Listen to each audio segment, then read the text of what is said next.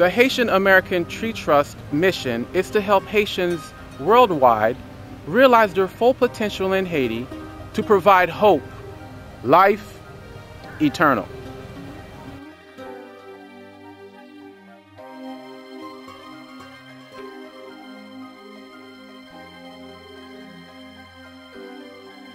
In recent years, Haiti has been plagued by a variety of natural disasters: the earthquake, the cholera outbreak, and the hurricanes. These events have caused thousands of deaths and the destruction of property. Storms have caused major erosion of land and the wipeout of crops and livestock. These events have left the poor island nation in a desperate situation. Meanwhile, many scramble for a reasonable solution. We gotta figure out how to get water here. One of the biggest problems is water. Water is life. Without it, there's only death. People need water. Plants need water. And yet, these people are reduced to using the same unclean water for all their needs. And yes, people must wash, relieve themselves, cook, and drink oftentimes from the same water. In Haiti, when it rains, water is all over. But most of the time, they wash away, go to the ocean. For instance, you look at those mountains, you see how they're washed out, okay? The erosion. And with a lack of trees, the rainwater just travels down the mountainsides, causing mudslides. And with nothing to capture it, it just dries up. It also washes away the topsoil because there's no trees or vegetation to keep the soil in place. And without water, you can't plant trees, vegetation, or crops. A lack of trees and forests also add to the problems. No water, no trees. No trees, no water. Oh, where we are right now, there is no such thing running water. Either you find it or you bring it in. This is not a young project. No. It's a project. Remember, before you launch a project, it takes years for the research. Right. When you say, okay, this is what we're going to do. The day you say you're going to do that, that's not the day you started the project. You fell. So that's why we organize ourselves, find out exactly what they need and how to put it together. We actually found, another source, and there's underground springs, and so that's natural, and so that we can dig and we can capture, and there's a way with underground springs that you can actually cap it and release it as you need it, so that it's not being wasted either. So we stumbled on something that's really it changed the whole mindset of how we were going to do it. It's less expensive, or the money now we can put into more pumping stations, and they're going to run off solar. Trying to do is this: where we treat the water, there's this distribution pump that shoots the water to different stations. Okay. So then we go by density, like how many people live in this area, how many gallons will they use. So you have the security individual that release the water to them, and that water is for free. They're not paying a penny for that water. We can monitor right from here. You can monitor how much allow people. We're filtering it through carbon filters and use peroxide chemicals so that the water is way purer than what they're already drinking now.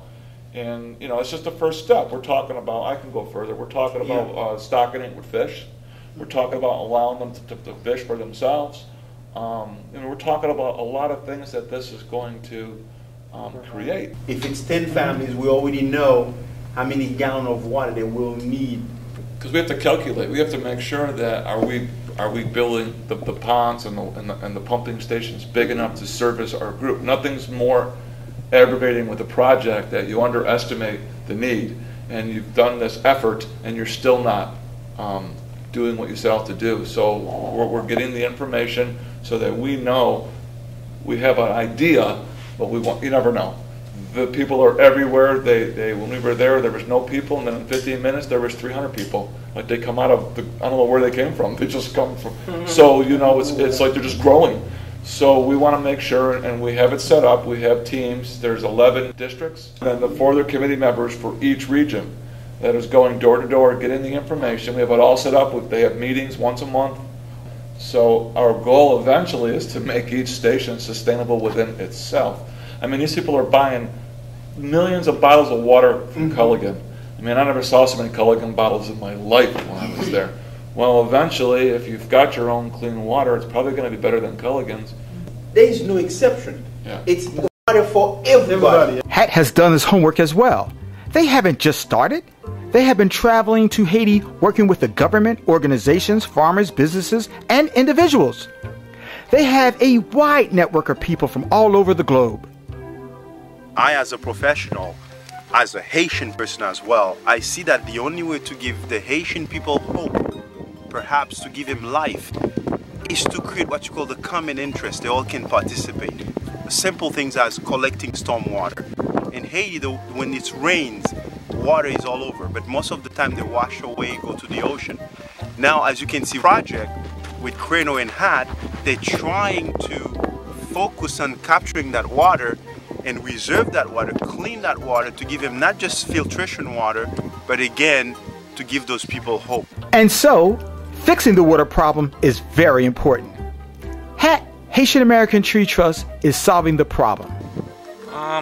I think we're talking about creating more ponds like this to capture the runoff that comes from the mountains and rain, and maybe divert some streams so that you can utilize that to create drinking water for the people, like drinking stations, also to water or irrigate the plantings that we're going to be putting in.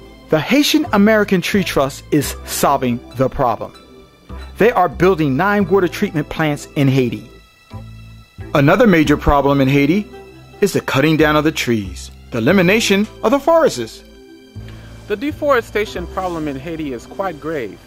Because of deforestation, there is a lot of land erosion from the hillside, and a lot of minerals and essential stuff that is in the soil comes down into the rivers and into the ocean.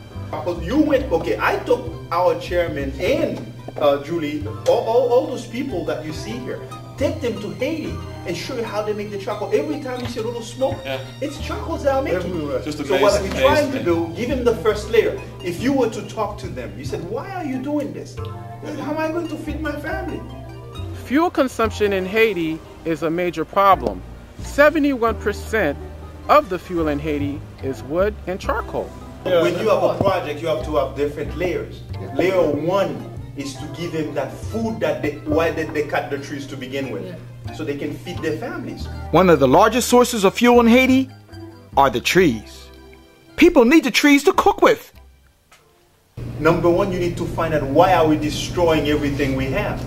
Why do we burn universities? Why do we crack down on people that we don't like? Why do we burn tires around people's neck? We need to learn that side, why we're doing it. The causes. Now, once you figure out why you're doing, why they doing it. Now you come up with a plan that match that. The medicine. Right. So then this is what we did. Exactly. So when you say somebody may come and mess up the water, kill this, kill that. So if you're not ready to serve, why would you waste your time to even try this? Because you're going to fail. So what you do is that you find out what people want. What is it they're looking for? What they're trying to, do they want a handout or do they need a way out? Honestly, I see most of the Haitians that I know, either here or around the world, they're all looking for a way out. So then how do you provide that way out to them? Is to give them a form of hope. Give them, empower them. You have to empower them to do the right thing. Yes. How do you empower people? Not by putting your hand and give them $10 or $20. It's not going to empower them. But how about if I show them how it works? Yes. How to make it happen for themselves? If you put a computer and you drop a computer in the middle of nowhere in Haiti, you said, look guys, let's start with this technology. I'm going to teach you how to operate this computer. Number 1, if they were to operate that computer, where are they going to use it at? That's problem number 1. Number 2, can the computer give them money? But if you give them food and you create that institution where you have clinic, you have different stuff going on, at that point, you can easily say, okay guys, this is what we are doing. Let us all put our heads together here and create, we try to create a common interest. But HATT feels it's very important to find something that we all have in common, something we all can do together.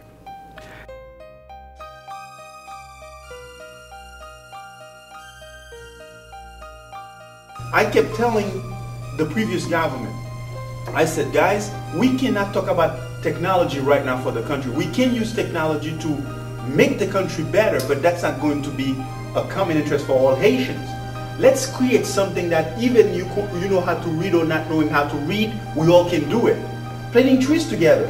While we're planting trees together, we build relationships together. So now, if you come into, for years. if you want to come to tear that tree apart, because we did it together, I will stand up and say, whoa, whoa, whoa, we did this. HATT plans on planting 300,000 fruit trees to help solve the crisis in Haiti. These are the species that when we went and take soil from different part of the country, and we came back to the United States and analyzed the soil, we wanted to see what can the country grow quicker for people to have food right away. And survive. So we had all those universities that went with us in Haiti.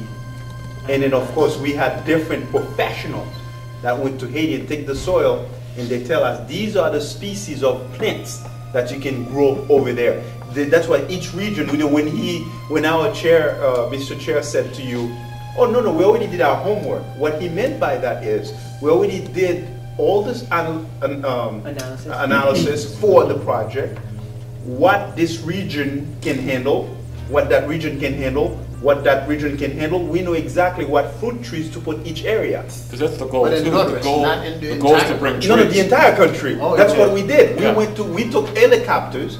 We went to all the 10th department of the country. That's great.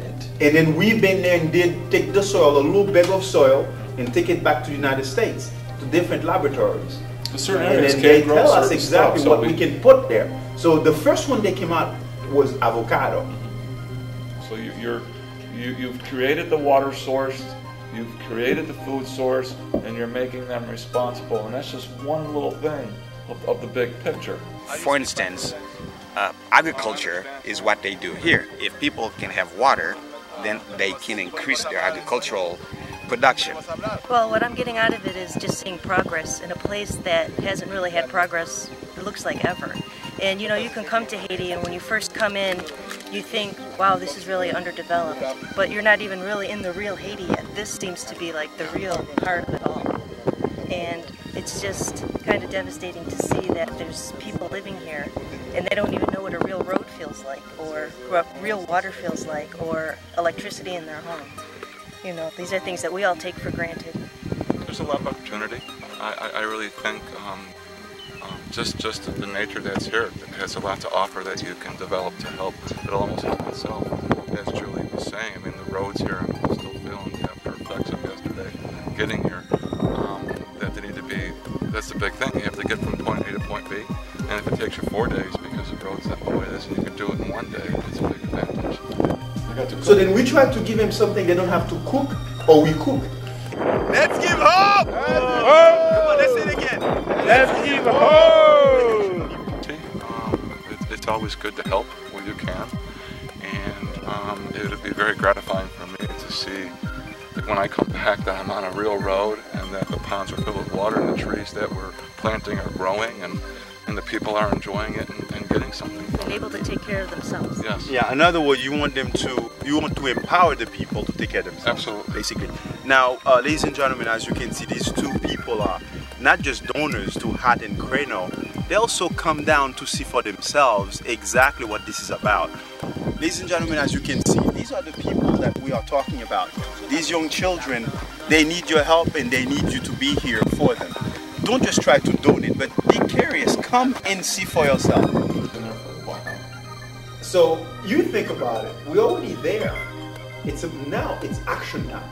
It's hope time. Give the people the hope that they're looking for. The Haitian American Tree Trust mission is to help Haitians worldwide realize their full potential in Haiti to provide hope, life eternal. I mean, there's a lot of ways and different job opportunities, and you know, from one little thing like this is going to be created several other facets, we feel, that are going to start making these regions sustainable.